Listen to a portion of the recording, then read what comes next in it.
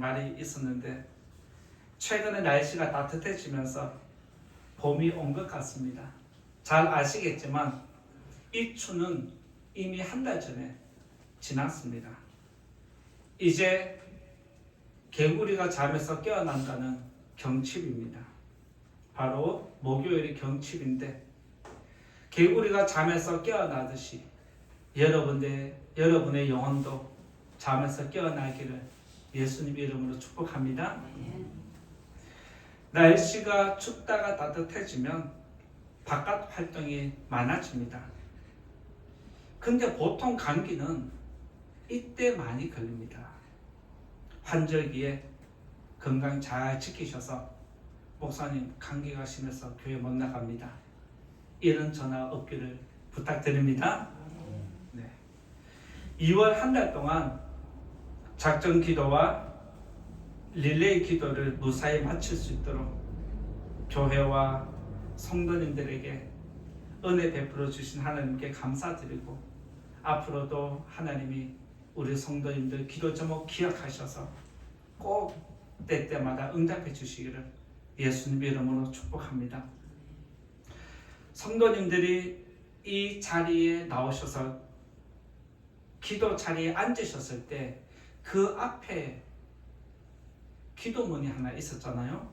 첫 번째는 교회를 위한 기도, 두 번째는 개인을 위한 기도라고 하고 제일 밑에 성경 구절 하나 적힌 거 혹시 아십니까?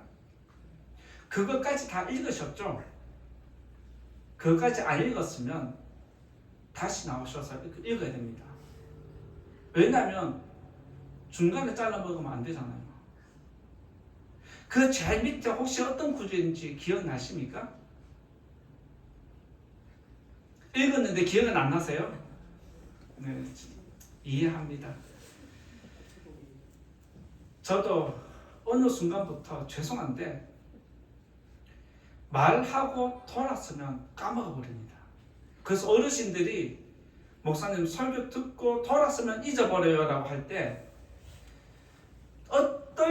어쩔 때는 관심이 없어서 그런 거 아닌가? 집중이 안 돼서 그런 거 아니야? 라고 한 번씩 제가 생각했었거든요.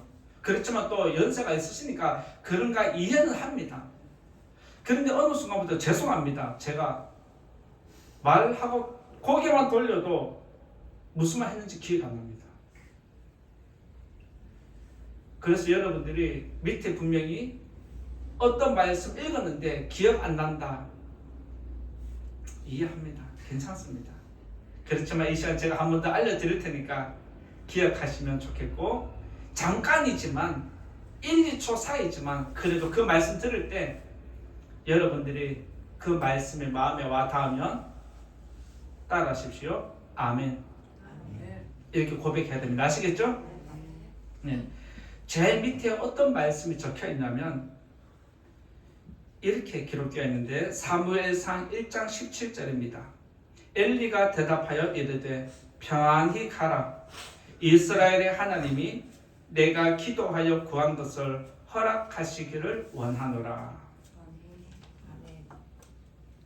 이 말씀 이제 기억나시죠? 네. 엘리 제사장은 당시에 영적으로 둔감한 사람이었습니다. 하나님께 인정받지 못한 사람이었고 하나님이 엘리 제사장을 버릴 상태였습니다. 그런데 엘리가 한나에게 평안히 가라. 하나님이 내가 기도한 것 응답해 주시기를 원한다. 축복을 빌었을 때 하나님이 엘리 제사장의 말을 응답해 주셨습니다. 무슨 말이냐면 제사장은 인간이기 때문에 부족하고 하나님 마음에 들지 않고 때로는 하나님께 버림받을 수 있습니다. 그런데 그 하나님은 설령 그런 사람이라 할지라도 그의 입을 통해서 하나님의 역사를 이루어 가십니다. 믿으시기 바랍니다. 그래서 여러분들이 이 자리에 나오셔서 하나님의 말씀이 여러분들에게 주어질 때 하나님의 말씀의 능력이 있는 것이지 사람에게 능력이 있는 게 아닙니다. 말의 응답은 하나님께 있습니다. 믿으시기 바랍니다. 그래서 여러분들이 목회자를 우상화하시면 안 됩니다. 목사가 마치 능력이 있는 것처럼 착각해서는 안 됩니다. 목사가 그렇게 했기 때문에 응답됐다라고 하면서 목사를 우상화하고 목사만 바라보는 성도들이 있는데 그건 서로가 잘못된 겁니다. 하나님은 당신의 백성을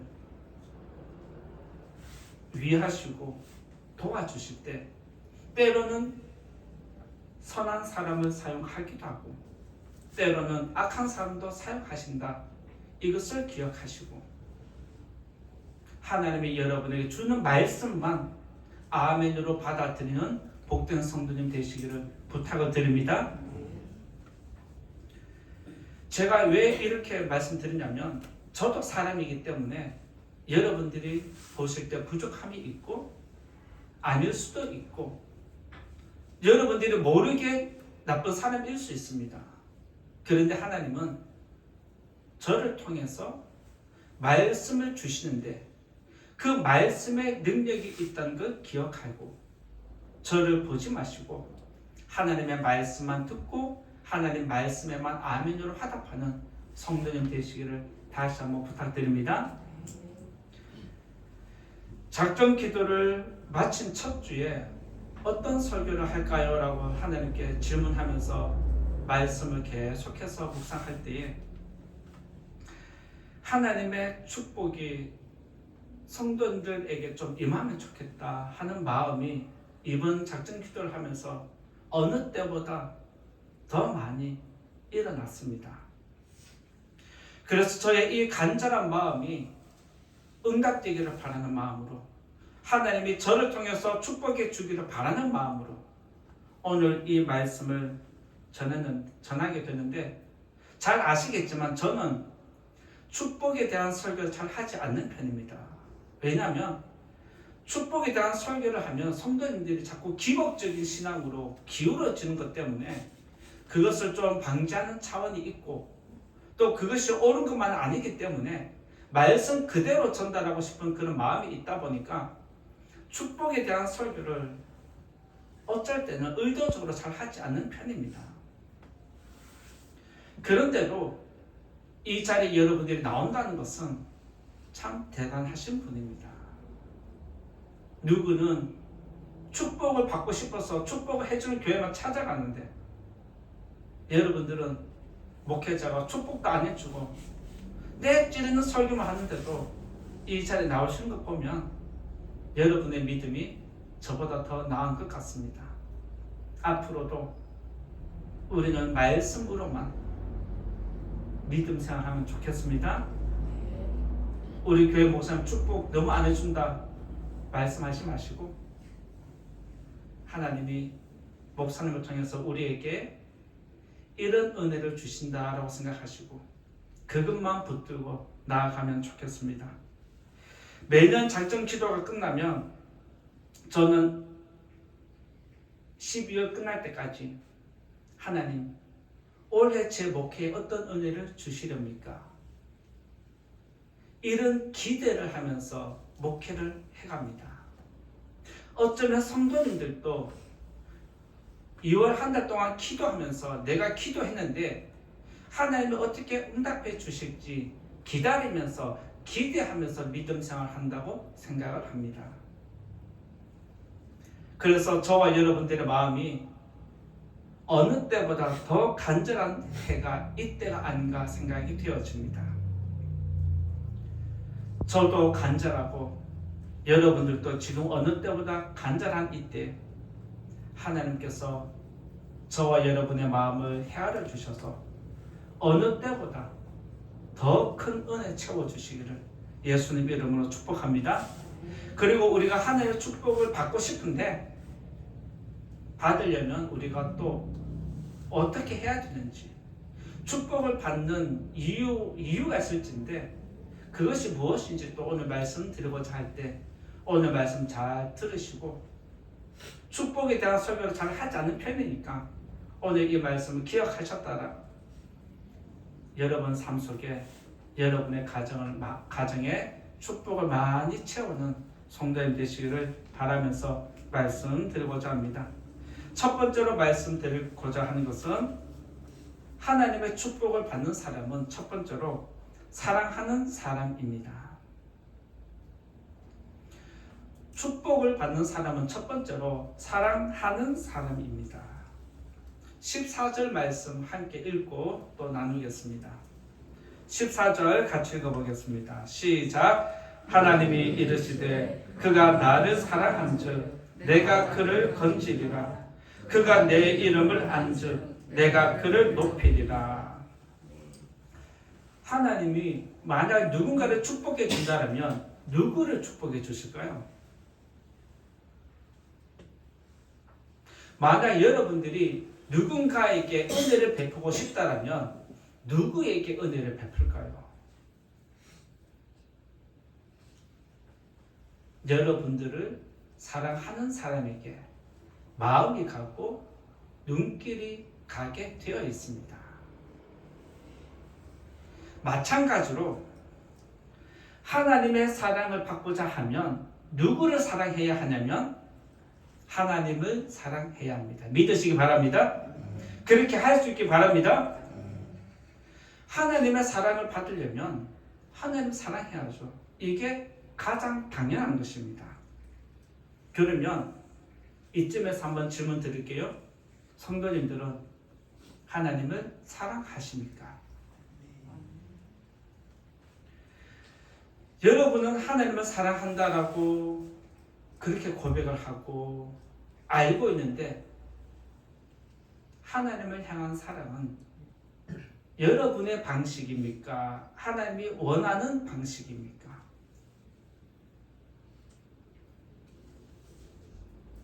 이것도 한번 생각해 보셔야 합니다.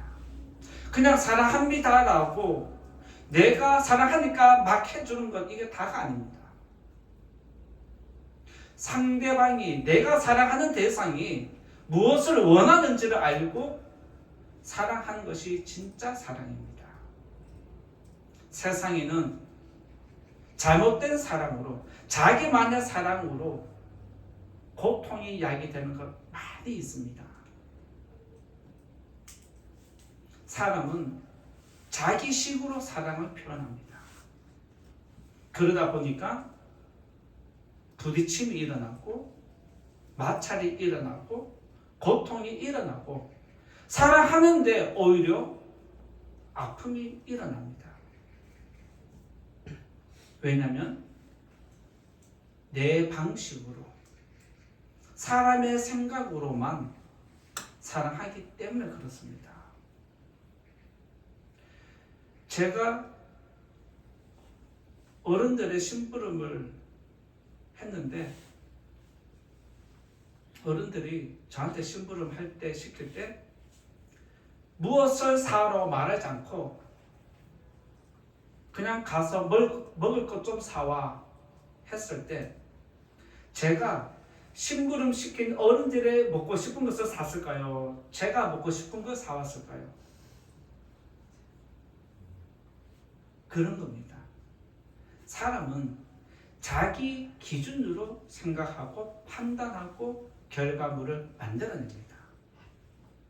우리가 하나님을 사랑하는데도 똑같이 자기 방식으로 자기 생각으로 사랑을 하면서 마치 하나님을 진짜 사랑한다라고 말을 하는데 하나님이 원하는 사랑일까요?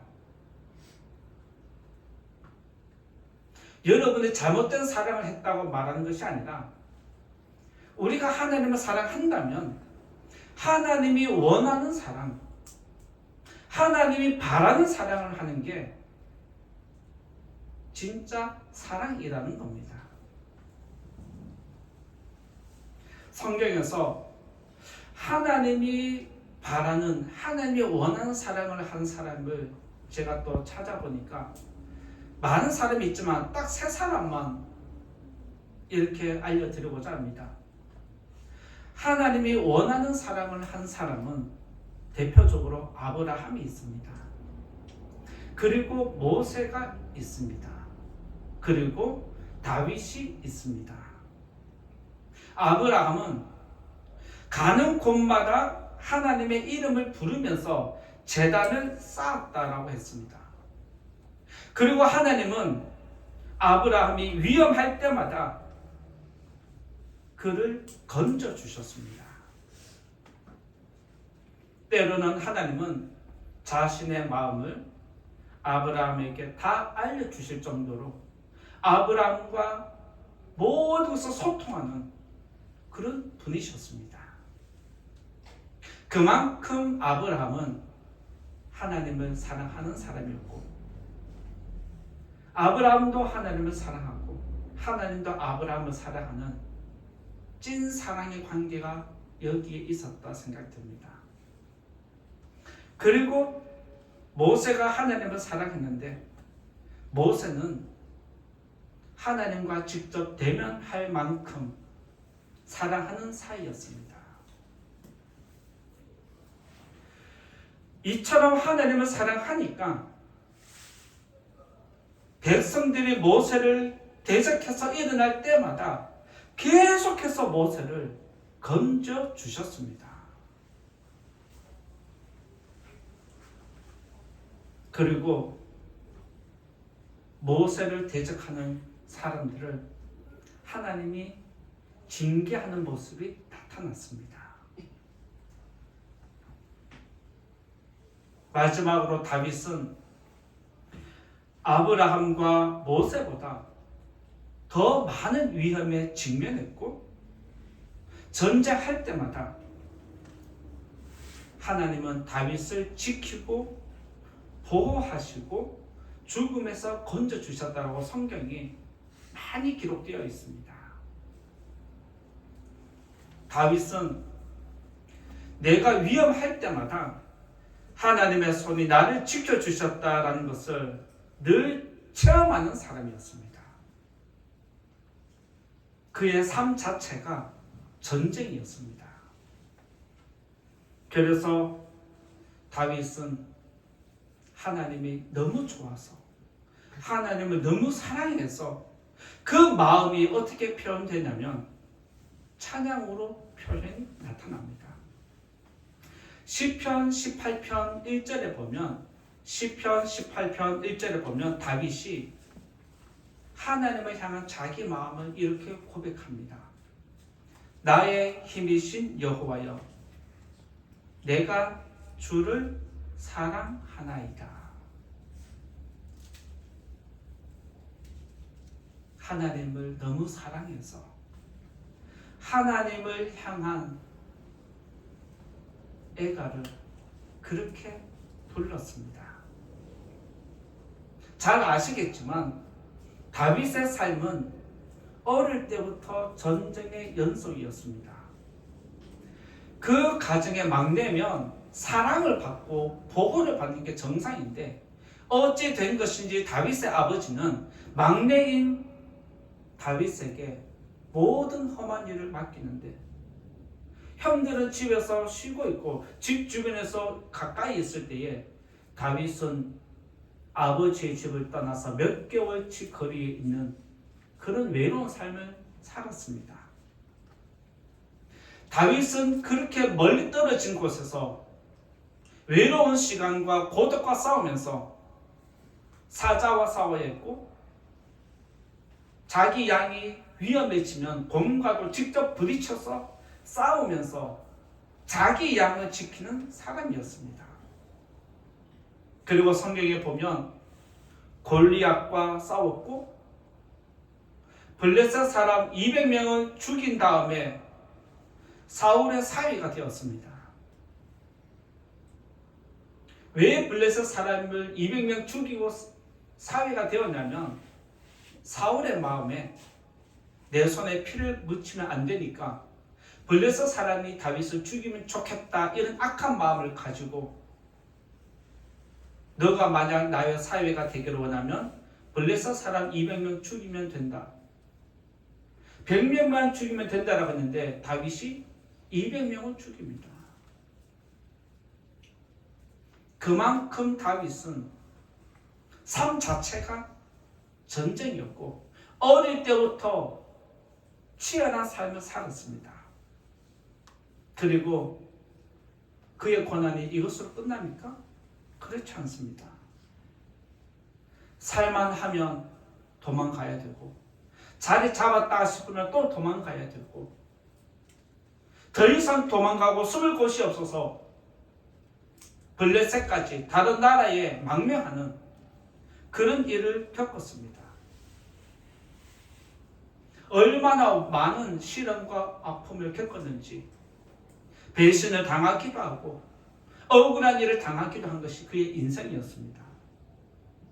그리고 그는 이스라엘의 왕이 되었음에도 불구하고 전쟁에 직접 참여했습니다. 그리고 앞장서서 전쟁에 뛰어들었습니다. 그의 삶 자체가 생사를 오가는 전쟁터였습니다. 그때마다 하나님은 나를 지켜주셨다. 내 생명을 보호해 주셨다. 적으로부터 나를 품어주셨다. 이걸 아니까 다윗이 하나님을 더 사랑하게 되고 사랑한다고 찬양으로 고백하면서 시편 18편 2절에 보면 다윗이 이런 마음을 하나님이 나에게 어떤 존재인지를 표현한 것이 기록되어 있습니다. 여호와는 나의 반석이시요 나의 요새시요 나를 건지시는 이시요 나의 하나님이시요 내가 그 안에 피할 나의 바위시요 나의 방패시요 나의 구원의 뿌리시요 나의 산성이시로다. 2절 한 구절에 하나님은 나에게 어떤 존재인지 자기 자신을 계속해서 부각을 시키면서 나라는 존재를 계속해서 보호하고 감싸고 있는 그 하나님의 능력을 다윗이 감사함으로 사랑으로 표현했습니다. 이처럼 위기 때마다 하나님은 다윗을 건져주셨는데 그 이유가 무엇일까요? 그만큼 다윗이 하나님을 사랑했기 때문입니다. 하나님의 사랑은 거저 주어지는 것 아닙니다. 여러분들이 하나님을 사랑하는 만큼 하나님은 은혜를 베풀어 주십니다. 여러분이 하나님을 섬기는 만큼 하나님이 여러분들을 지켜주십니다. 그래서 하나님의 구원은, 하나님의 축복은 하나님을 사랑하는 사람이 받습니다. 우리가 하나님을 사랑하면 하나님도 우리를 사랑하십니다. 믿으십니까? 우리가 하나님을 미워하면 하나님도 우리를 미워하십니다. 알고 계십니까? 우리가 하나님을 가까이 하면 하나님도 우리를 가까이 하십니다. 믿으십니까? 하나님은 저와 여러분에게 다른 걸 요구하지 않습니다. 신명기 6장 5절에 보면 마음을 다하고 뜻을 다하고 힘을 다하여 내 하나님 여호와를 사랑하라고 알려주셨습니다. 즉 하나님이 저와 여러분에게 원하는 것은 나를 좀 사랑하라는 것입니다. 사랑이 무엇인지는 여러분들이 대충 다 아실 겁니다. 사랑한다면 어떻게 해야 하는지도 잘 아실 겁니다. 이 자리에 계신 성도님들에게 다시 한번 부탁드리면서 하나님의 축복을 받기를 바라는 마음으로 하나님을 진심으로 사랑하는 성도님 되시기를 축복합니다. 하나님을 사랑하셔서 하나님의 축복을 어느 때보다 더 채워가는 성도님 가정 되시기를 예수님 이름으로 축원드립니다. 두 번째로 말씀드리고자 하는 것은 축복을 받는 사람은 이름을 아는 사람이다라고 말씀드리고자 합니다. 하나님의 축복을 받는 사람은 이름을 아는 사람입니다. 14절 한번 같이 또 읽어볼까요? 14절 같이 읽어보겠습니다. 시작. 하나님이 이르시되 그가 나를 사랑한즉 내가 그를 건지리라. 그가 내 이름을 안즉 내가 그를 높이리라. 여기서 하나님이 내 이름을 안다는 것은 무슨 의미일까요?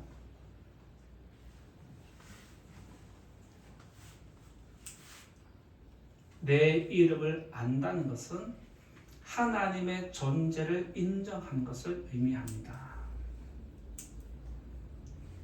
여러분이 상대방의 이름 부를 때 이름을 왜 부릅니까? 상대방의 인격을 인정해 주기 때문에, 상대방의 가치를 인정하기 때문에, 상대방이 필요하기 때문에 그 이름을 부르는 것입니다. 마찬가지로 내가 하나님의 이름을 안다는 것은 내가 하나님을 인정하고 있다는 뜻입니다. 그리고 이름을 안다는 것은 하나님의 존재를 인정하는 것인데 동시에 무엇을 포함하고 있냐면 그 이름에 담겨 있는 능력을 인정하는 것과 같습니다. 만약 여러분이 도움이 필요한데 능력이 있는 사람을 찾아갑니까? 아니면 능력 없는 사람을 찾아갑니까? 여러분의 도움과 문제를 해결해 줄 수 있는 사람을 찾아갑니다. 찾아가는 것 자체가 그 사람을 인정하고 있는 것 아니겠습니까?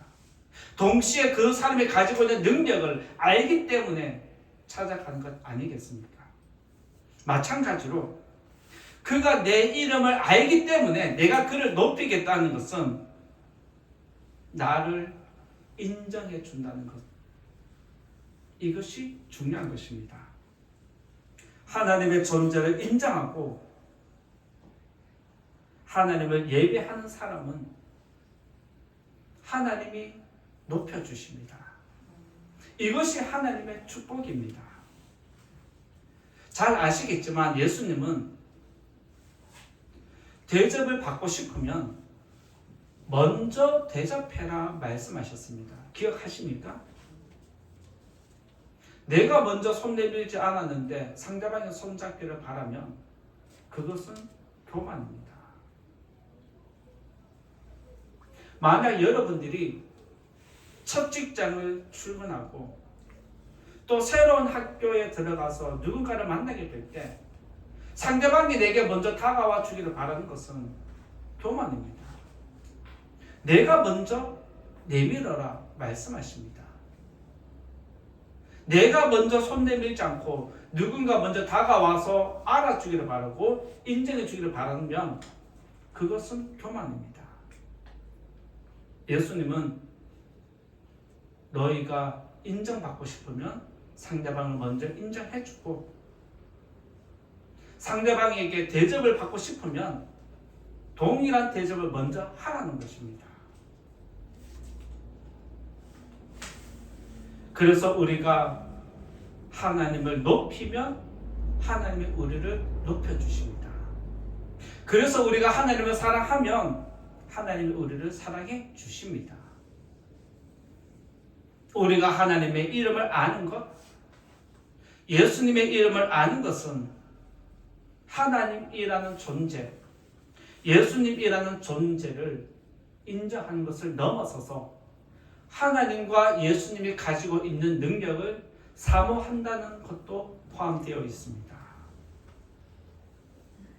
다윗은 골리앗과 싸우러 나갈 때 뭐라고 외쳤냐면 만군의 여호와의 이름으로 간다라고 하면서 블레셋 군대를 향해서 이스라엘 모든 백성들에게 들으라는 듯이 여호와의 이름을 외쳤습니다. 그리고 기드온이 전쟁에 나갈 때에 여호와의 이름으로 여호와의 칼이라고 그렇게 외치면서 이스라엘 백성들에게 여호와의 이름을 알리면서 전쟁에 참여했습니다. 그때 하나님은 다윗을 통해서 역사하실 뿐만 아니라 기드온을 통해서도 역사를 하셨습니다. 골리앗을 죽이고 다윗이 집으로 돌아올 때 이스라엘 백성이 무슨 노래 불렀습니까? 사울이 죽인 자는 천천히요 다윗은 만만이로다. 이렇게 노래를 불렀는데 그냥 이 노래를 부른 것이 아니라 하나님이 여호와의 이름으로 나가는 다윗을 높여주신 겁니다. 왜요? 다윗이 먼저 하나님의 이름을 높였기 때문에. 기드온이 전쟁에서 승리하고 돌아왔을 때에 온 이스라엘 지파가 기드온 가정을 사모했다라고 성경에 기록되어 있습니다. 왜 그의 이름을 높여주었습니까? 기드온 역시 마찬가지로 여호와의 이름을 높였기 때문에 하나님이 그를 높여주셨습니다. 하나님의 이름은 곧 능력이고 하나님의 이름은 곧 구원입니다. 만약 여러분들이 하나님의 능력을 원한다면 하나님의 이름을 생각하고 부르면 됩니다. 바로 왕이 꿈을 꾼 다음에 해석을 원했는데 아무도 해석하지 못할 때 요셉이라는 사람을 찾아냅니다. 그리고 바로 왕이 요셉에게 너는 꿈을 잘 해석한다고 하더라. 내 꿈을 한번 해석해봐라. 라고 했을 때 요셉이 뭐라고 대답을 하냐면 왕이요. 해석은 제가 하는 것 같지만 제가 하는 게 아닙니다. 당신의 꿈을 해석하게 하는 분은 하나님이십니다. 하나님이 나를 통해서 말하게 하는 것 뿐이지 당신의 꿈을 해석하는 것은 하나님이십니다. 라고 말했을 때 하나님은 요셉을 애굽의 총리로 세워주셨습니다. 우리가 하나님의 이름을 아는 게 왜 중요하냐면 우리의 구원이 하나님에게서 나오기 때문에 그렇습니다. 우리가 예수님의 이름을 아는 게 왜 중요하냐면 우리의 구원이 예수의 이름으로 나오기 때문에 그렇습니다. 하나님의 이름을 아는 것, 예수님의 이름을 아는 것,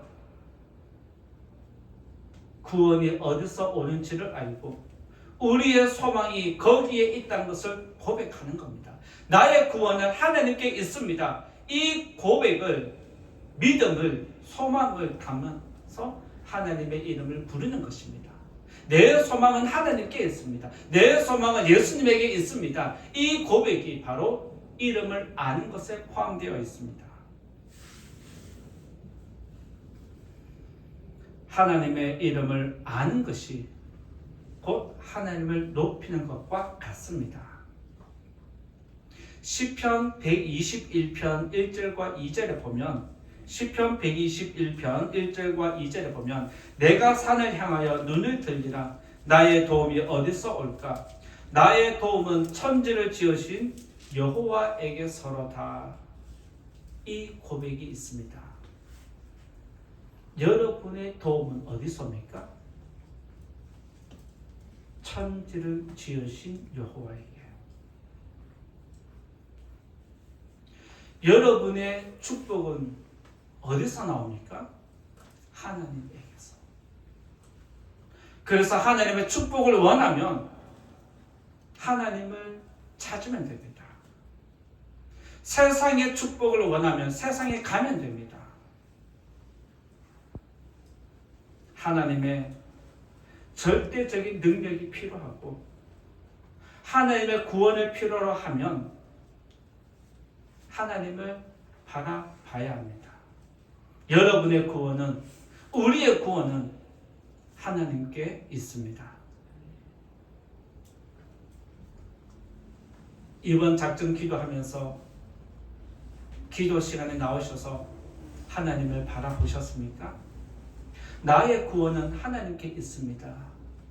이런 믿음으로 기도하셨습니까? 하나님을 바라보는 여러분의 그 믿음의 눈을 하나님이 꼭 축복해 주시기를 예수님 이름으로 축원드립니다.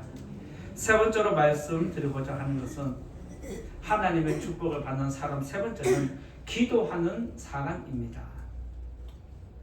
세 번째는 하나님의 축복을 받는 사람은 기도하는 사람인데 15절과 16절, 15절만 보겠습니다. 15절 같이 읽어보겠습니다. 시작. 그가 내게 간구하리니 내가 그에게 응답하리라. 그들이 환난 당할 때에 내가 그와 함께하여 그를 건지고 영화롭게 하리라. 이 말씀대로 이루어지기를 축복합니다.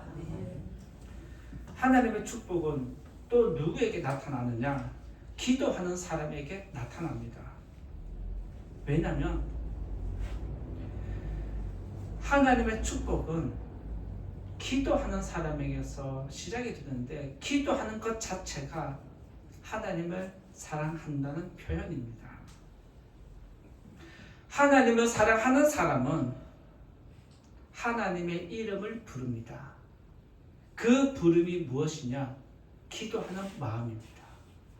여러분이 기도에 가면서 하나님 부르는 순간 하나님이 고개를 돌리십니다. 여러분이 하나님이라고 외치는 순간 하나님은 소리 나는 쪽으로 집중하십니다.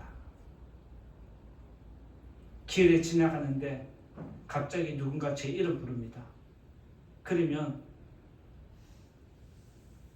누가 내 이름 불러? 어떨 때는 무시하고 갑니다.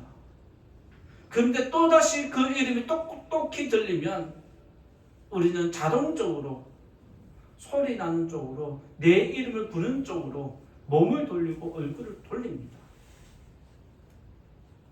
저와 여러분들이 하나님 이름을 부를 때 하나님은 여러분들을 주목하십니다. 이걸 느끼시고 감사하는 성도님 되시기 바랍니다. 누가 여러분의 소리에 귀를 기울여줍니까? 누가 우리의 소리에 귀를 기울여주고 누가 우리에게 집중을 하고 누가 우리의 신음소리를 들어주십니까? 우리의 소리에 귀를 기울이는 분은 하나님이십니다. 하나님은 이름을 부르는 자에게 가까이 하십니다. 우리가 하나님을 사랑하고 하나님의 이름을 아는 것은 결국에는 기도로 연결이 됩니다. 하나님을 사랑하고 기도하지 않으면 소용없습니다. 하나님 이름 아는데 기도하면 소용이 없습니다. 하나님을 사랑하고 하나님을 알면 뭐 해라? 기도해라. 내가 응답해 줄게. 도움이 필요하면 손 내밀어라. 이게 하나님 마음입니다.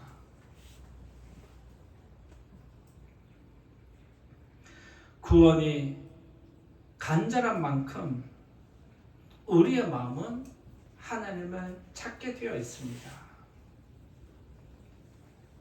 우리의 삶의 환경이 힘들면 힘들수록, 처절하면 처절할수록 하나님을 향한 우리의 목소리는 더 갈급해지고 더 소리가 높아지고 때로는 울부짖으면서 기도하기 마련입니다.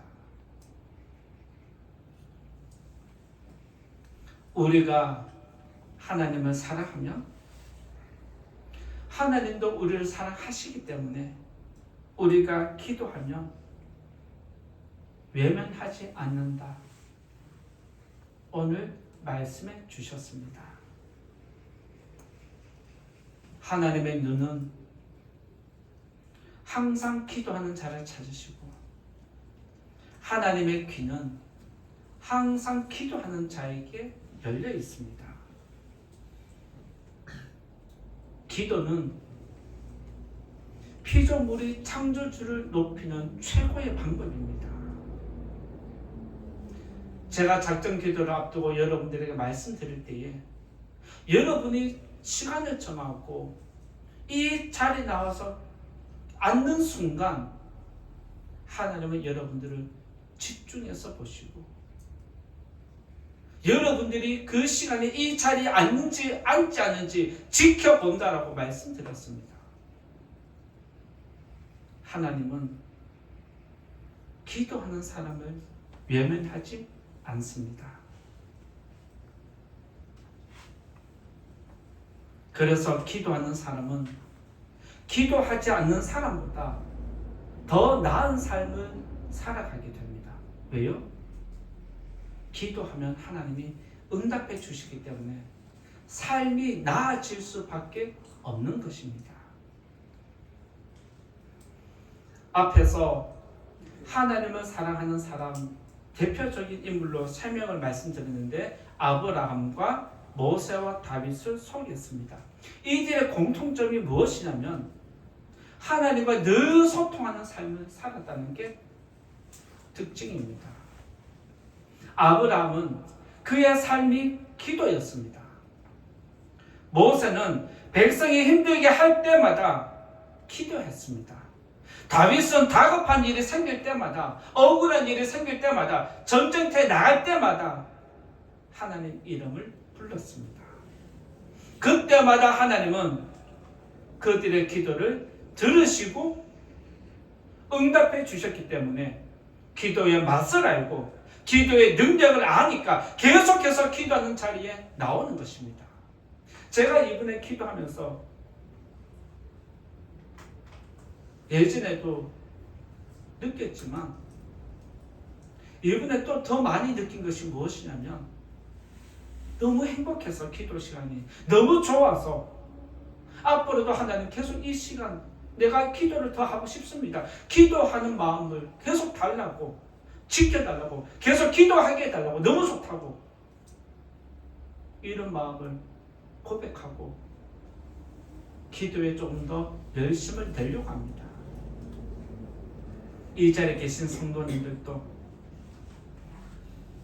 기도한 다음에 응답이 있으면 기도가 좋아집니다. 기도한 다음에 응답이 주어지면 하나님이 좋아집니다. 저만 그런 게 아니라 여러분들이 그렇게 되기를 원합니다. 하나님이 좋아서 기도가 좋아서 늘 이 자리에 기도하는 자리에 올라오는 성도님 되시기를 부탁을 드립니다. 소경 거지 바디메오가 예수님 이름을 불렀을 때 시끄럽다고 주위에서 무시를 했습니다.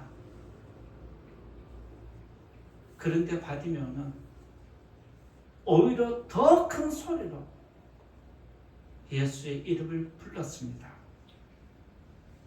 주변 사람은 건강하고 눈을 다 볼 수 있으니까 답답함이 없습니다. 간절함이 없습니다. 그런데 정작 간절한 사람은 소경 바디메오입니다. 그들이 시끄럽다고 무시할 때 바디메오는 오히려 더 큰 소리로 너희가 나를 뭐 한다고? 너희가 내 상황을 아냐고? 나는 지금 절박하다고? 이런 마음으로 더 큰 소리로 예수의 이름을 불렀을 때 하나님의 구원이 그에게 나타났습니다. 사도행전 2장 21절에 보면 사도행전 2장 21절에 주의 이름을 부르는 자는 구원을 받으리라는 말씀이 있습니다. 하나님의 이름을 부르는 곳에는 구원이 있습니다. 예수의 이름을 부르는 곳에는 구원이 있습니다. 하나님의 이름을 부르는 자에게 구원이 주어지고 예수의 이름을 부르는 자에게 구원이 주어진다는 똑같은 말입니다. 2월 한 달 동안 얼마나 절박한 마음으로, 얼마나 간절한 마음으로 이 자리에 나오셔서 기도하셨습니까? 만약 여러분들이 바디메오의 절박한 마음으로 전심으로 하나님께 기도했다면 이제 저와 여러분이 할 것은 하나님의 응답을 기대하면서 기다리는 것입니다. 기도했다면 기다리면 됩니다. 그리고 하나님의 구원이 여러분에게 나타날 때 하나님께 감사하는 성도님과 가정이 되기를 예수님 이름으로 축복합니다. 이제 결론의 말씀으로 16절을 보고자 합니다. 결론의 말씀으로 16절 보겠습니다. 같이 읽어보겠습니다. 시작. 내가 그를 장수하게 함으로 그를 만족하게 하며 나의 구원을 그에게 보이리라 하시더라. 하나님의 축복은 누구에게 나타난다? 사랑하는 사람에게 주어지고 이름을 부르는 자에게 주어집니다. 하나님의 축복은 내 백성 내가 지키겠다는 약속입니다.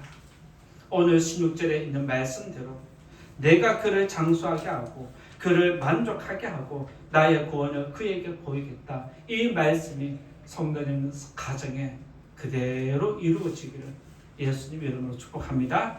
말씀 생각하면서 같이 기도하겠습니다. 오늘 말씀의 제목은